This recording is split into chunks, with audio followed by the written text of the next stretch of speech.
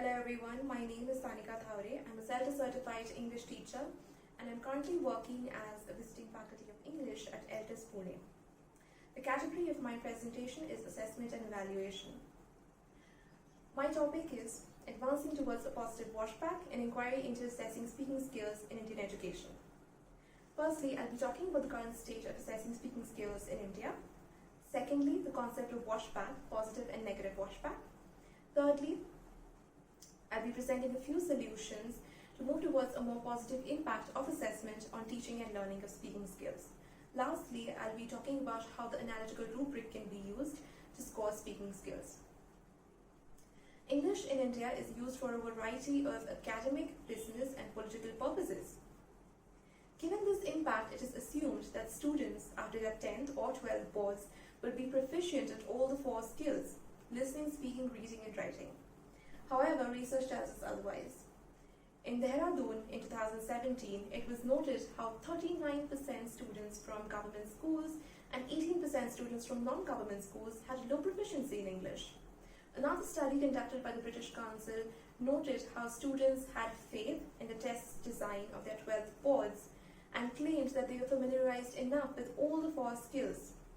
However, there was a huge gap between their claims and their final performances. Another study in 2008 noted how reading and writing are accorded more prominence than speaking skills, and how this low prioritization leads to an absence of testing both in the classroom as well as in national high-stakes tests. In my experience of learning English, I found that only two tasks were used to assess speaking skills: presentations and reading aloud a passage. There is a lack of a range of tasks to assess speaking skills. So the manner in which speaking skills are assessed has a direct impact on how they are taught and learned. This leads us to the concept of washback. Washback is a term commonly found in applied linguistics and refers to the influence that testing has on teaching and learning. Washback usually operates in a two-way fashion. There's a positive washback and a negative washback. Positive washback takes place when there's a very little difference between the activities involved in learning a language and the activities involved in preparing for a test. Negative washback usually happens when there's a very low compatibility between the learning objectives, the course objectives, or the values and goals of an institution with the test's design. So a poorly designed test can affect teaching and learning in the most undesirable way. Teaching to the test is a term commonly associated with negative washback. It means that teachers and learners teach towards the test questions, not fully supporting the construct of the test. An alternative to this is teaching to the test construct, usually associated with positive washback.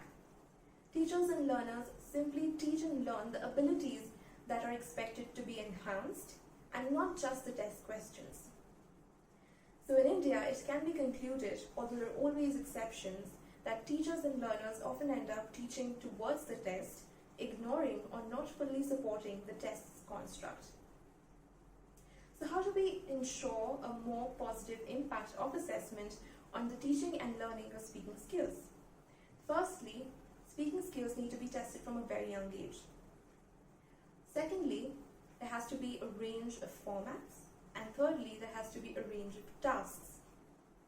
For example, if only presentations are used as a format to assess speaking skills, students will be great at monologues but not at interaction. If only reading aloud passages is used as a task, students will be great at merely reproducing the language in front of them but not producing it and relying on their own grammar and vocabulary to do so. So not every task produces the same kind of speaking. I'm suggesting three formats to overcome the limitations of individual format types. First, pairs or small groups. Putting learners in pairs or small groups can be a great way to assess their pronunciation, grammar, vocabulary, as well as listening skills. This also reduces the pressure that exams usually have. 2. Presentations. Presentations can be a great way to assess nonverbal communication, fluency, accuracy, pronunciation, as well as the organization of ideas. However, they are not very interactive. Third, question answers. Question answers can be a great way to assess grammar, vocabulary, as well as sentence structures. However, they remain a traditional assessment method in most Indian classrooms and are not enough. Next, after formats, I'll be suggesting 3 types of tasks that can be used to avoid the limitations of individual task types. First, describing something. Students can be asked to describe a picture or a scene and assess their vocabulary, grammar, pronunciation, and so on. Second, comparing something. Students can be asked to compare 2 things. Here, although this is a bit more similar to the first one, it is also a bit more challenging as students not only have to describe 2 things but also compare them. Third, personalization. Students can be asked to talk about their own personal experiences, to state an opinion about something, their own likes and dislikes, their routine, and so on, to assess their fluency, accuracy, pronunciation, organization of ideas, and so on. Teachers need to keep these types and formats in mind to avoid the limitations of individual task types and format types. After testing, another major issue is scoring speaking skills. In a 2017 study conducted by the British Council in NCR, India, it was found that there is a lack of a common rubric to assess speaking skills in most schools.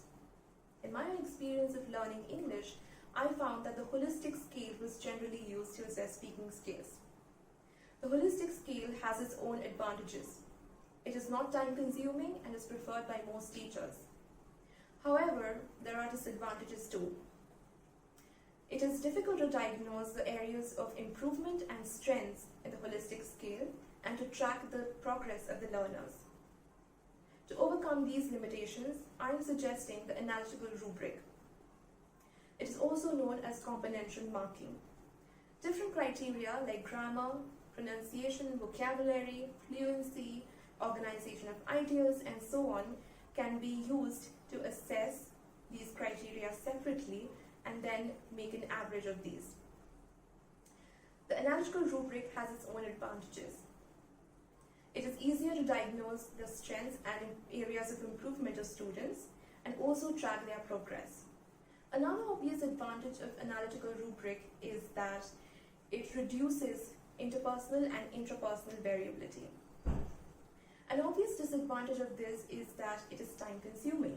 This can be problematic in India, where large classes are a very common phenomenon. A feasible solution for this is recording the students and marking them later. Understanding the impact of positive and negative washback on teaching and learning is important. Teachers need to keep in mind that they have to teach to the abilities that they are expected to teach, and the learners are actually able to enhance those abilities.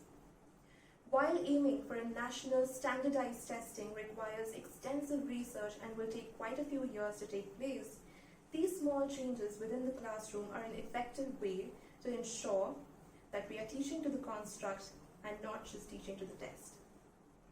Thank you.